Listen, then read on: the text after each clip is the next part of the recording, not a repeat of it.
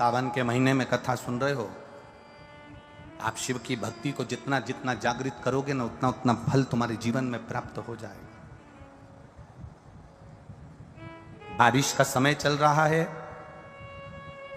एक बेलपत्र आप अगर शंकर भगवान को रोज चढ़ाते हो, एक बेलपत्र शिव जी को रोज समर्पित करते हो, तो मन में एक संकल्प इस बारिश के मौसम में, इस सावन के महीने में एक संकल्प भी तुम्हारे भीतर आना चाहिए कि एक बेलपत्र अगर मैं शंकर भगवान को चढ़ाती हूं, मैं जिंदा हूं, तब तक तो देवादिदेव महादेव को बेलपत्र चढ़ाऊंगी, पर मेरे मरने के बाद मेरे बच्चों ने, मेरी बेटी ने, मेरे दामाद ने, मेरे बेटे ने, मेरी बहू ने, पोता पोती ने शंकर जी पे बेलपत्र नहीं चढ़ाई तो मरने से पहले ऐसा काम कर जाना, जैसे बीमा कर कर जाते हो तो बीमे की रकम तुम्हारे घर के लोगों को मिलती है, जमा तुम करते हो, रकम तुम्हारे परिवार वालों को मिलती है, उन परिवार वालों का भला कर कर जाते हो, उसी तरह एक भला अपना भी कर कर जाना और संसार सागर का भी कर कर जाना। मेरे मरने के बाद बेलपत्र कौन चढ़ाएगा, इसलिए एक बेलपत्र का पेड़ लगा कर जाना, उस पेड़ की बेलपत्र कोई भी तोड़कर महादेव को चढ़ाएगा, फल तुझे ही मिलेगा। एक बेलपत्र का वृक्ष तुम भी लगा कर जाओ, उस बेलपत्र के पत्ते को कोई तोड़ेगा, शंकर पर चढ़ाएगा, फल मुझे मिलेगा। उस बेलपत्र के पत्ते को कोई तोड़ेगा, शिव को समर्पित करेगा, उसका फल मुझे मिलेगा। मैं चली भी गई, वृक्ष तो रहेगा, पेड़ तो रहेगा। श्रेष्ठ कर्म कर कर देखिए।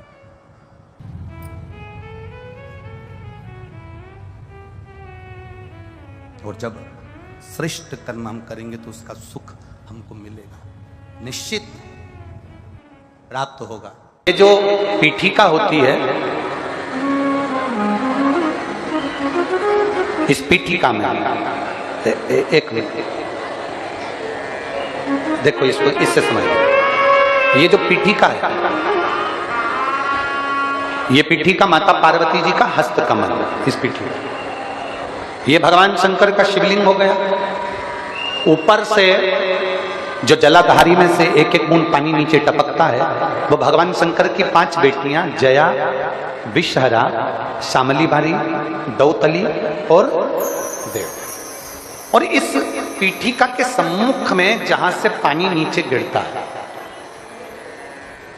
जहां से ये जो भाग आगे जाके होता है, जहां से पानी नीचे गिरता है, इसके राइट में श्री गणेश जी, लेफ्ट में श्री कार्तिकेय जी, और मध्य में एक मोटी सी, प्रत्येक शंकर के शिवलिंग की जलाधारी में एक मोटी सी बीच में एक लाइन होती है, मोटी सी।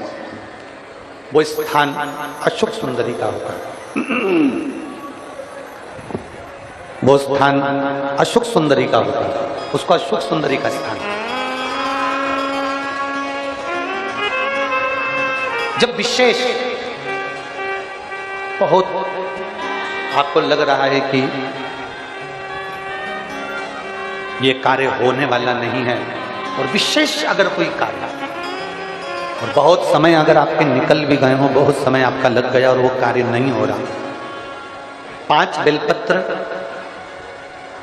अशोक सुंदरी वाली जगह पर जब आप चढ़ाएंगे, तो ये डंडी का जो भाग है, ये डंडी का भाग जहां से पानी बहता है, जहां से जल बहता है, उस स्थान की ओर इस डंडी के भाग को रखेंगे। 5 बेलपत्र, एक बेलपत्र जब डंडी का भाग हमने इधर कर दिया, थोड़ा समझ लें अच्छे से, जैसे ये जलाधारी समझ लो, एक बेलपत्र अपन ने रखी, डंडी का भाग जहां से जल बह रहा है उस ओर है। दूसरी बेलपत्र हमने उठाई और दूसरी बेलपत्र की डंडी को मध्य भाग की पत्ती पर, दूसरे नंबर की पत्ती, मध्य बीच वाली पत्ती उस पर, तीसरी बेलपत्र को फिर बीच वाली पत्ती पर, इस तरह से 5 बेलपत्र हमें देवादिदेव महादेव को समर्पित करना चाहिए। 5 बेलपत्र पर अपनी 3 उंगलियां भगवान शंकर की 5 बेलपत्र पर स्पर्श और 1 लोटा जल भगवान शंकर को पंचाक्षर मंत्र नमः शिवाय, षडाक्षर मंत्र ओम नमः शिवाय या श्री शिवाय नमस्तुभ्यम कहकर जल चढ़ाने की दिशा हमने पहले भी आप लोगों से कहा, अगर विशेष कोई कामना से हम जल चढ़ाते हैं, विशेष कोई मन की बात है और वो नहीं हो रही उसके लिए हम जल चढ़ाते हैं, तो ध्यान रखने वाला विषय है जहां से जल बहता है उसके ठीक विपरीत में आप बैठ जाओ। जल उत्तर की ओर जा रहा है, आप दक्षिण में बैठ लो। दक्षिण में बैठकर उत्तर की ओर मुख कर लो, क्योंकि जल उत्तर की ओर जा रहा है। इधर जल जा रहा है तो आपका बैठना इधर होना चाहिए। इधर जल जा रहा है तो आपका बैठना हम जहां बैठे ऐसा होना चाहिए। इधर जल जा रहा है तो आप जैसे बैठे हो वैसा होना चाहिए। वहां बैठकर 5 बेलपत्र रखकर उंगली का स्पर्श कर कर पंचाक्षर मंत्र या षडाक्षर मंत्र या श्री शिवाय नमस्तुभ्यम बोलकर फिर जल की धार दोनों हाथ से देवादिदेव महादेव को अपने मन की कामना कर कर अशोक सुंदरी से अपने दिल की बात कहते हुए चढ़ाई। 2 या 2.5 महीना होगा और देवादिदेव महादेव आपका वो कार्य सफल करेगा।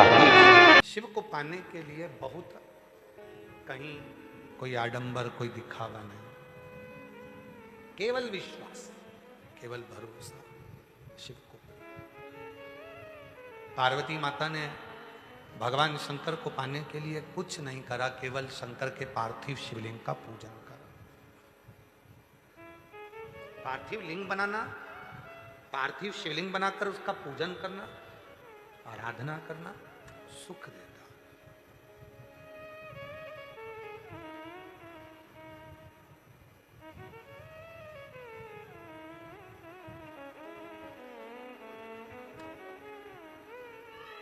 जैसे शिव जी का एक नाम है ब्रह्मेश्वर महादेव।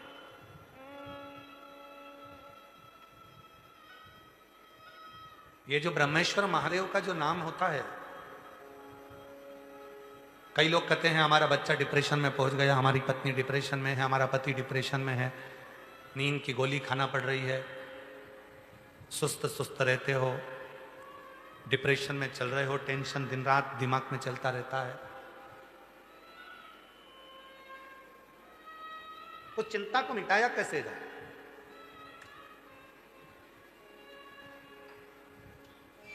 सात बेलपत्र भगवान शंकर के शिवलिंग पर चढ़ाकर सावन के महीने में 2 लोटा जल शंकर भगवान को, आप लोगों को मालूम है ना, सारे समय पर 1 लोटा जल और सावन में 2 लोटा जल। सावन के महीने में 2 लोटा जल शिव जी को चढ़ाया।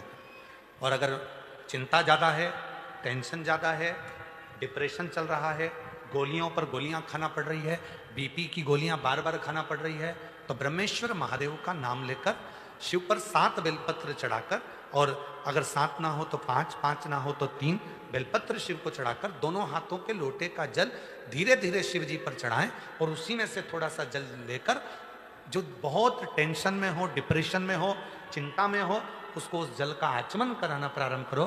3 से 4 दिन के अंदर वो डिप्रेशन से बाहर निकलेगा, अपने कार्य में रुचि रखेगा और उसको प्रसन्न करेगा। ब्रह्मेश्वर महादेव, बोलो कौन से महादेव? ब्रह्मेश्वर। बोलो ब्रह्मेश्वर महादेव की। पार्थिव शिवलिंग के निर्माण को माता पार्वती जी ने किया और उसका फल मां जगत जननी जगदम्बा अंबा को प्राप्त हुआ। पार्थिव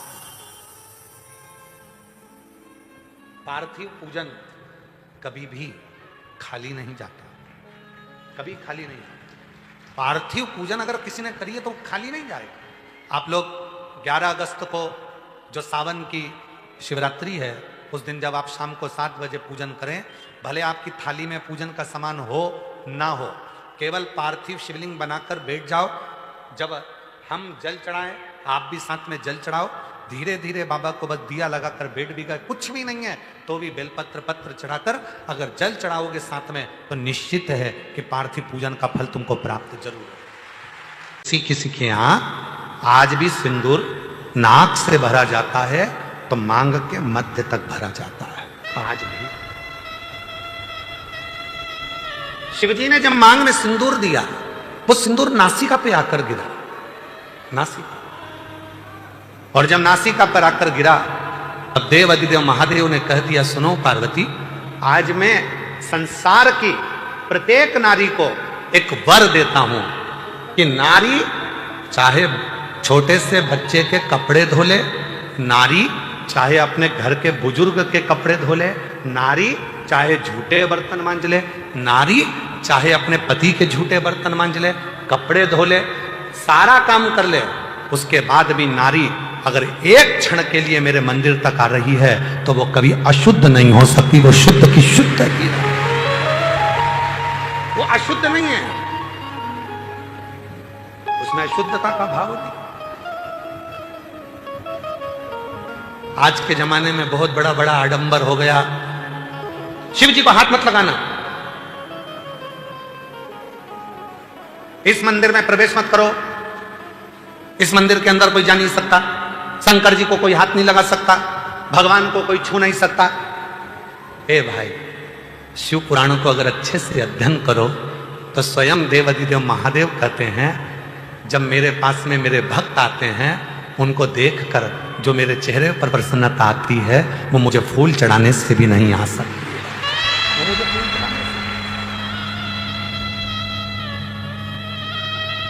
ये तो अब जब मंदिर हो सारे के सारे शंकर जी के मंदिर में भक्तों का जाना चालू हो गया तो अब लोगों ने थोड़ा सा ये क्रम चालू कर दिया, शाम को भगवान का श्रृंगार हो जाता है, हम जल नहीं चढ़ाने देंगे, शाम को शिव जी को पानी मत चढ़ाना, शाम को शंकर जी को जल मत चढ़ाना। ये अब चालू हुआ। पहले तो मेरा भोला बाबा पेड़ के नीचे बैठा है, ओटले पर बैठा है, दरवाजा भी नहीं है, मंदिर भी नहीं है, खुले आसमान में बैठा है, रात दिन सुबह शाम जब तेरी मर्जी पड़े तब तेरे बाप के पास आ, तब तेरे शिव के पास आ, जब तेरा मन हो। एक पूजन आपको बताई थी, एक उपाय आप लोगों को बताया था, रात्रि के 9 जम के बोलो 9:15 वाला। वो ऐसा शस्त्र है, अब कई लोग उसका विरोध भी करें, सियोर वाले बाबा तो हर कुछ बता देते हैं, रात को 9:15 पे शंकर जी को जल चढ़वा रहे हैं। हे भाई, पेट दुखेगा ना तो बच्चा अपने पापा और मम्मी से ही कहेगा, बच्चे को दर्द होगा तो वो अपने माँ बाप से कहेगा, दरवाजा बजाएगा, पापा मम्मा आई, दरवाजा बजा। ये संसार का मनुष्य का बाप देवाधिदेव महादेव है, जब इसको दुख आएगा तो कहां जाएगा, किससे कहे, किसको बोलेगा।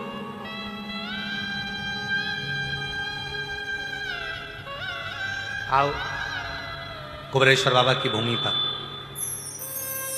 रात को 12 बजे भी आओगे तो शंकर जी को जल चढ़ता मिलेगा। बोलो बोलो, सही है गलत है? 1:30 बजे रात को भी आओगे तो शिव जी को जल चढ़ता मिलेगा। 2 बजे रात को भी आओगे तो शिव जी को जल चढ़ता मिलेगा। 3:30 बजे रात को आओगे तो शिव जी को जल चढ़ता मिलेगा। 6 बजे भी आओगे तो जल चढ़ता मिलेगा। दिन भर जल चढ़ता मिलेगा। 24 घंटे बाप का दरवाजा अपनी औलाद के लिए खुला की खुला है, वो आएगा। कावड़ का नियम क्या होता है? कावड़ का जल किस जगह पर रख दिया जाए लाकर थोड़ा सा, कि जीवन में कभी संपदा की कमी ना हो जिंदगी में। कावड़ का एक नियम होता है कि कावड़ को ये कंधे से ये कंधे पर रखना है तो सिर के ऊपर से कभी नहीं लिया जाता। कावड़ का एक नियम है।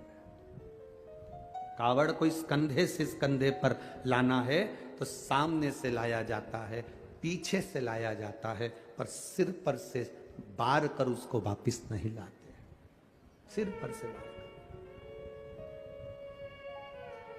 कावड़ का एक नियम होता है, जिस नारी का, जिस व्यक्ति की संतान नहीं होती है, उसको कावड़ यात्रा करने से पहले अपनी गोदी में धान चावल को भरना पड़ता है।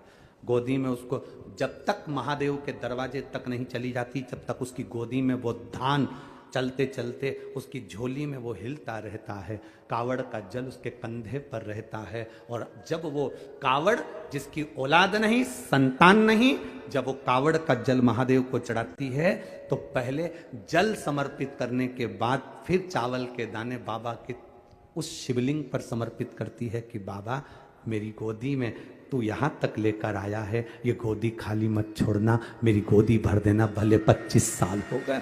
कावड़ यात्रा का नियम है। सिर पे से बार कर वापिस नहीं आती, सम्मुख से कावड़ निकल जाती। लंकाधिपति रावण को सुध पड़ी जब तुमरुका जी ने कहा जाओ लंकेश, अगर तुम चाहते हो कि शंकर के शरीर में गंध पहुंची है उस विष की गंध को समाप्त करना है, तो तुम जाकर महादेव को जल अर्पित करो सावन के महीने में। उसी को हमारे यहां कावड़ कहा गया। अब विश्वास, भरोसा, दृढ़ता शिव के प्रति जागृत कर कर चलते हैं। जब दो चीजों का स्मरण होना चाहिए। एक, अपने घर से निकलते समय दरवाजे के बाहर 2 स्वस्तिक बनाकर अवश्य आए। 2 स्वस्तिक बनाकर अवश्य आए। कावड़ियों का नियम होना चाहिए, घर से जब निकलें 2 स्वस्तिक दरवाजे पर बनाकर आना चाहिए। जिस समय आप कावड़ का जल चढ़ाकर वापिस घर की ओर जाएं, तो वो 2 स्वस्तिक जो तुमने बनाए हैं उस पर कावड़ का जल छींटना अवश्य चाहिए। उस घर से लक्ष्मी कभी समाप्त नहीं होती, उसमें भरी रहती है। कावड़ियों का स्मरण में आना चाहिए। जब जल भरने जाओ तुम्हारे दरवाजे पर स्वस्तिक बना होना चाहिए।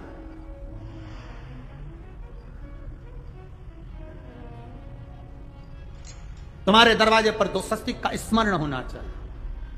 मेरा शिव, मेरे गोरा, मेरा गणेश, मेरी रिद्धि, मेरी सिद्धि, मेरे देव नारायण, लक्ष्मी, राम, सीता, मेरे कृष्ण, मेरी राधा, सब वहीं पर विराजमान हो, सर्वस्व वहीं।